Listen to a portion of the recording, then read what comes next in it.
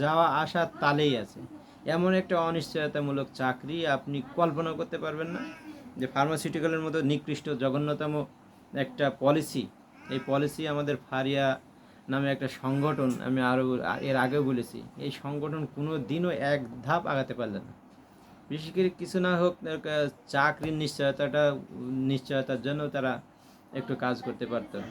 সরকারের সাথে সরকার পর্যন্ত যেন সরকার অবগত হয় সে পর্যন্ত তারা কাজ করতে পারত। এই ফারিয়ার কাজই হচ্ছে সবার কাছে টাকা তোলো, সবার কাছে চাঁদা নাও, এই অমুক দিবস আসছে পিকনিক, অমুক দিবস আসছে পিকনিক, এই পিকনিক নিয়েই ব্যস্ত তারা। ফারিয়ার কাজই হচ্ছে পিকনিক। পিকনিক যাদের নিয়ে করছো তাদের তো হচ্ছে কদিন পরে তাদের ভিতরে দুই একজনের নিয়ে চাকরি দিয়ে দিচ্ছে, চাকরিচ্যুত করছে কোম্পানি। যাদের নিয়ে তাদের ভিতরেই তো দুই একজন। এভাবে তো সবাই একদিন না একদিন শিকার হচ্ছেই।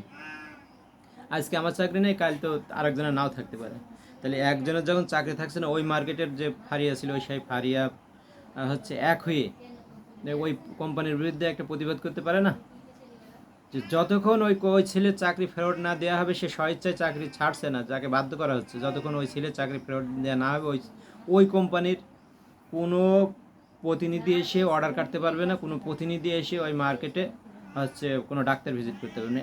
এই রুলসটা ফারিয়া করলে তো কোম্পানি বাধ্য হয় সেই ছেলের চাকরিটা ফিরিয়ে দিতে। কেন সেন্ট্রালি ফারিয়া এক হতে পারে না? ওদিকে সেন্ট্রালের যে হেড আছে ফারিয়ার, সে তো ওই যখনই একটা ওই মাঝে মাঝে একটা আন্দোলনের ডাক দেয়, এবার কোম্পানিরা সবাই মিলে কিছু টাকা দেয় ওই ইয়েকে, চিফ যে সেন্ট্রালি যিনি সভাপতি আছে, তো কিছু মাল খেয়ে ওই আবার যা তাই হয়ে যায়। কিন্তু লোকালি যে ফারিয়াগুলো আছে, লোকালি ফারিয়াগুলো স্ট্রং।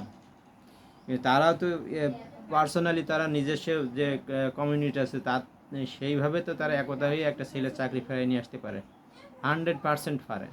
একটা কোম্পানির এত ক্ষমতা নেই যে ওই ফারিয়ার ওপর ক্ষমতা ক্ষমতা দেখিয়ে ওই ফারিয়ারকে উপেক্ষা করে একটা ছেলেকে চাকরি খাবে, আবার নতুন তাদের ইচ্ছা মতো চাকরি আর একজনের দিবে, পারবে না।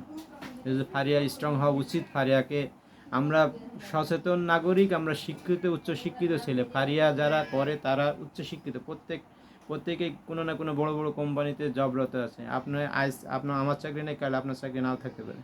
আপনারা যদি এক থাকেন তাহলে কোম্পানির ক্ষমতা নেই আপনার চাকরিচ্যুত করা।